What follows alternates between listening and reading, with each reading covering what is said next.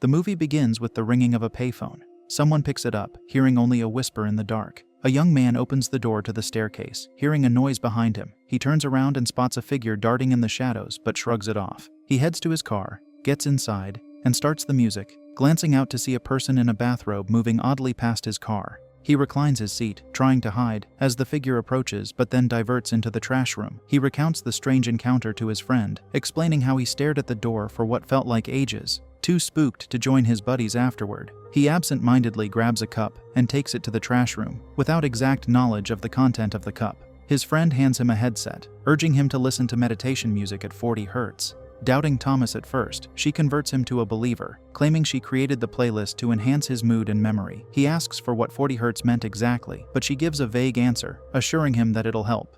He puts on the headset and listens to the calming sounds. Thomas begins to experience hazy flashbacks of the trash room and the mysterious figure he came across. Suddenly, he removes the headset, asking about the music, only to find his friend looking scared and staring toward the trash room. He steps out, approaching the door cautiously. Opening it, he glimpses the figure in the corner, who vanishes as the door shuts behind him. Thomas wakes up in the middle of the night, disoriented, hearing the meditation sounds in a different voice, urging him to follow. He obeys, stumbling toward a tunnel entrance, hearing twigs snap behind him. Turning, he sees a bizarre figure and a woman walking into the darkness, telling him to follow her voice. The strange man acts erratically before fleeing too. He complies and enters the dark tunnel. Inside the tunnel, he encounters his friend Liz, who tells him he's deeply relaxed, though he feels anything but calm. Thomas asks when he'll wake up, but she insists he's not ready yet, teasing him about talking to himself in his dream state. Unwilling to face memories from the trash room, he closes his eyes as Liz instructs. He awakens abruptly outside the trash room, grabbed by the figure inside, struggling to breathe as he's choked. Suddenly, he finds himself back in the tunnel, asking when he'll wake up, only to snap awake in his car, startling his friend. She presses him for details about his nightmare, and he hesitates before describing heading out to meet his friends, playing relaxation music as usual, then stopping suddenly like he just caught an epiphany from God. The payphone rings, and a guy picks it up, hearing only one thing: lucky girl. After work, two girls walk outside together. The blonde girl, Gloria, asks the other girl, Stephanie, if she needs a ride while she searches for her keys. Stephanie says she doesn't and feels like exploring, even though it's pretty late at night. Gloria tells her it's not safe, but Stephanie insists, saying she has lucky girl syndrome, so no matter where she goes, she's always lucky. Gloria says she's been hearing about it on TikTok. Stephanie tells her she's always had it and didn't know what to call it, but now it has a name. While searching for her car, Gloria asks Stephanie to tell her more about it. Stephanie explains, it's basically your mental conversation creating your reality, so you have to be delusional to manifest what you desire. As they walk towards Gloria's car, Stephanie further explains the concept of a lucky girl. She says it's like if she walks down a tunnel, which she probably will. Normally anyone would expect her to run into a homeless person asking for money or illegal substances, which is true. But she expects to run into a nice businesswoman, someone she hasn't seen in a while, who'll add value to her life. They get to where Gloria's car is parked, and Stephanie continues, saying she'll talk for hours, and may never leave the tunnel. She says once one fully adopts being lucky or delusional, one may be inspired to pay it forward, like she is right now with Gloria. They hug and go their separate ways. As she walks home, she sees a tunnel and decides to go through it. As she enters the tunnel, she sees a woman wearing a black cloak standing alone. She goes close to the woman and greets her, but the woman doesn't say anything. Stephanie looks at her for a bit and recognizes her as Tabitha, but still doesn't get a reply, so she walks away. She stops and says to herself that she's always lucky, then goes back to Tabitha. She says hi, and this time, Tabitha slowly looks up, asking if she can see her. Stephanie says she can, and that everyone thought she was deceased. Once again, Tabitha asks if Stephanie can see her. Stephanie says yes, and that she manifests her. Stephanie asks where she's been all this while, and Tabitha asks for her help, reaching into her bag to search for something. Stephanie asks if she's looking for her keys or anything else. She looks around and then sees a knife on the floor. She stares at it, and then Tabitha says she's looking for her knife. Stephanie uneasily says she has to go and starts to walk away, but Tabitha stops her and says she's seen her knife. Stephanie keeps walking, but Tabitha stops her again and says, since she manifested her, she'll probably never leave the tunnel. As Stephanie takes a step forward, she sees herself at the beginning of the tunnel. When she looks back, she sees herself at the end of the tunnel, now stuck in a loop. Tabitha calls it lucky girl syndrome and says her mental conversation creates her reality, and the universe is rigged in her favor. She tells Stephanie to repeat after her, that no matter how it looks at any point, things are always going to work out for her. Stephanie keeps repeating it as Tabitha walks towards her with the knife. The poor girl tries to escape, but she always ends up back in the tunnel. A couple of months later, a lady walks down the same route as Stephanie, sees the tunnel, and says to herself that she's always so lucky as she walks towards it. As she goes deeper into the tunnel, she sees Stephanie and immediately recognizes her. She calls her name, saying she hasn't seen her in a very long time. Stephanie asks if she can see her, and she says she can because she manifests her. Stephanie asks if she can help her with something, and the cycle repeats itself again. The payphone rings, and a guy picks it up and hears only one thing: the necklace.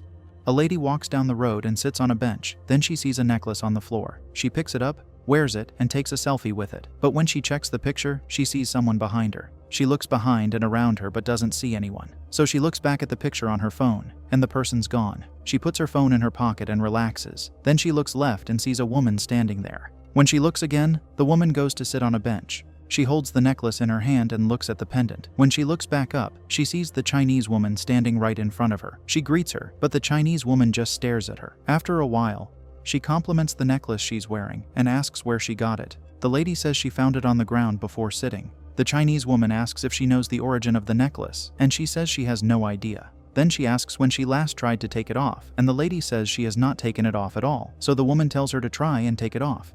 She tries to, but the necklace refuses to come off. The Chinese woman offers to help take it off, and she agrees. She walks behind her and, before taking it off, asks her if she ever feels like she's chosen.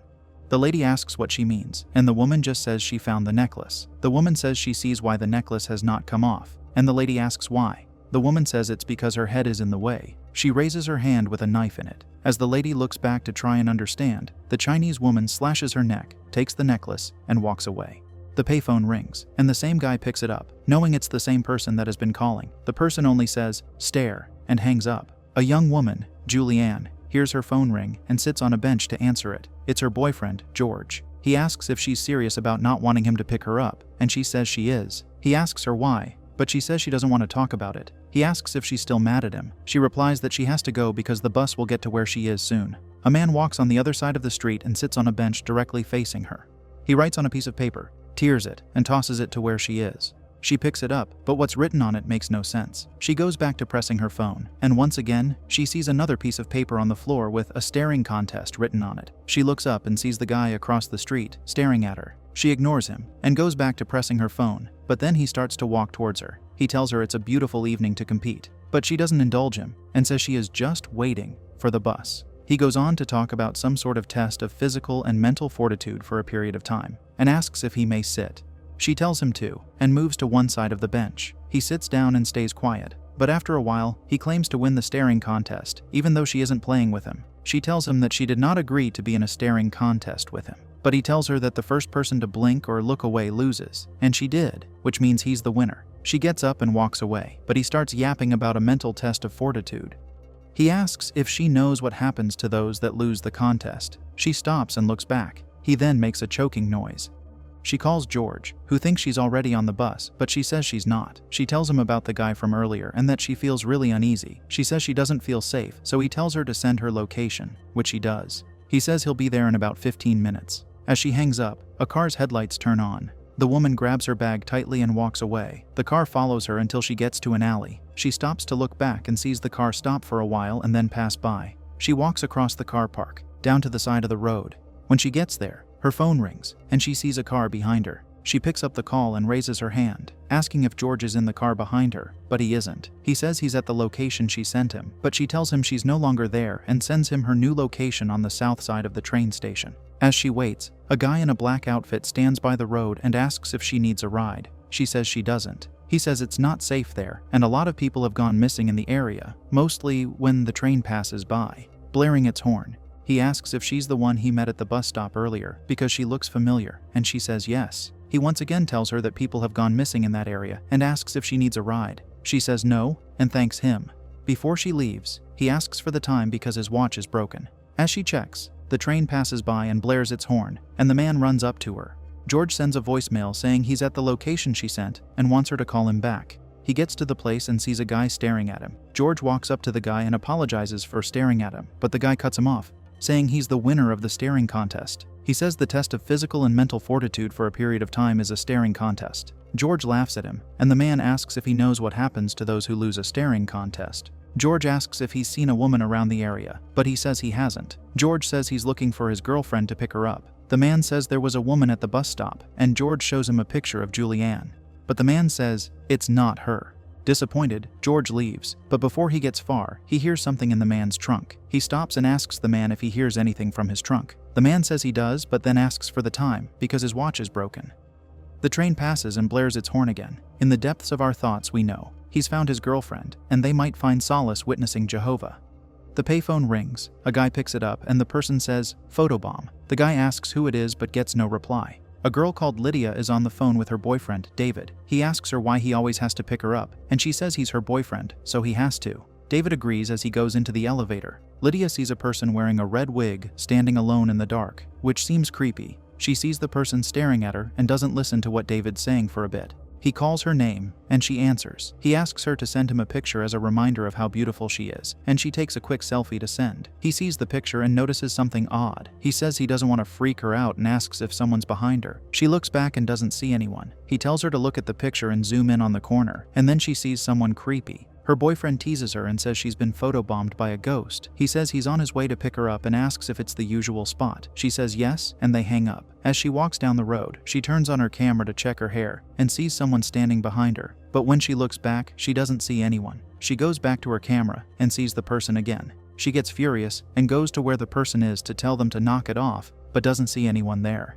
As the woman continues her journey, she picks up her camera again and sees the person run towards her, which makes her fall. She screams at the person to leave her alone, even if she can't see them. She turns her camera on again, but this time looks back and doesn't see anyone. As she looks in front, she sees the lady standing right in front of her and asks if she can stay with her. David gets to where she's waiting and calls her, but she doesn't answer, so he gets out to go meet her. He sees her looking petrified and not saying anything, and then she starts to pee on herself. David freaks out and doesn't know what to do, so he puts her in the car to take her to the hospital. She asks if he's taking her to the hospital, and he says he is because he doesn't know what to do about her situation, even though she says she doesn't want to go to the hospital. On the way, she asks again if they're going to the hospital, and he says they are because he doesn't know what to do. She then raises her voice, saying she doesn't want to go to the hospital, then screams and attacks him in the car. The payphone rings, and knowing who it is, the same guy picks it up and hears, "Ohio parking lot." Two girls, Jamie and Jerica, walk together. Jerica thanks Jamie for walking with her and says she really enjoys her company. Jamie says it's not a problem because they're best friends and there's a maniac walking around hurting people.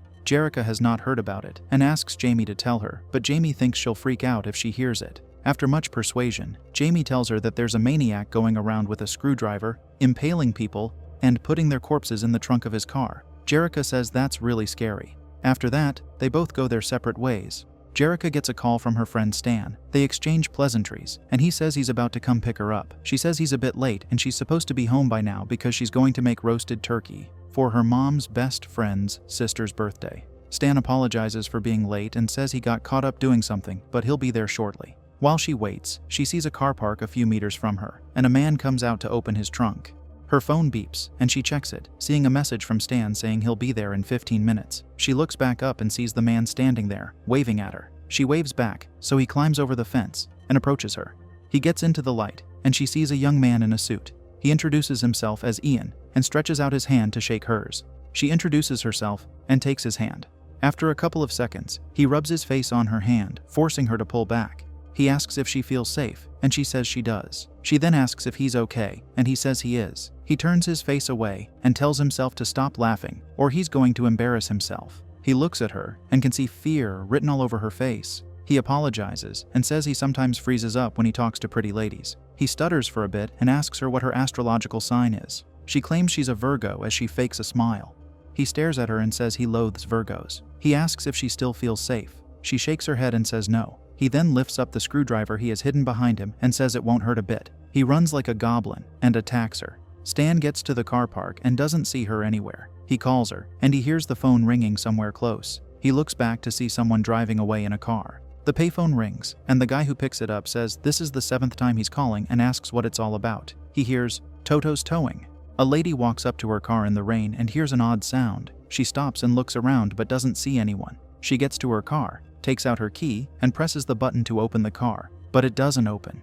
She calls a towing company, and a man answers. She tells the man that she's locked out of her car and asks for help. He asks where she is, and she describes her location to him. He then asks what the problem is. She says she tried to open her car, but it's not working. He asks if she actually put the key in it first, because most customers call without even trying to use the key first. She snaps, saying she's using the key but it's not working. She then apologizes and tells him she's scared out there. He says he'll send someone to come help her. She closes her eyes for a bit, and when she opens them, she gets scared, seeing a man standing in front of her wearing a green onesie. He says he's Fred and he's with the tow truck company. He says a tow tag price is not worth paying for your life. She claims that he scared her but got there fast. He asks for the key and she hands it to him. He presses the button and says it's not working. He goes up to the car, inserts the key in the keyhole, and opens it. He says she didn't try to put the key in the door. She apologizes for that and thanks him. The man says she needs to replace the battery in her remote because it's not working. She tries to start the car, but it doesn't. He says her car's battery no longer functional, and she tells him she knows. He asks her to pop the trunk so he can take a look. He goes to the front of the car, lifts the hood, and tells her that her terminals aren't aligned. He then tells her to try it again. This time the car starts, making the woman happy. She thanks him and says he can put the hood down now but doesn't get any response. She gets down from the car and sees that he's gone. She closes the hood and gets back in the car. Her phone rings and she picks it up. It's the guy from the towing company. He says the tow truck will be there in 15 minutes and apologizes for the delay. She says their guy already came and the car is working now. The man says they didn't send anyone out yet. She slowly puts her phone down and looks back. She gets scared when she sees Fred sitting in the back seat. She asks what he's doing there, and he says he's going with her because she said she's scared. She says she's okay and he can leave, but he refuses and says he's coming with her. He then proceeds to attack her in the car. The payphone rings yet again. This time, no one answers.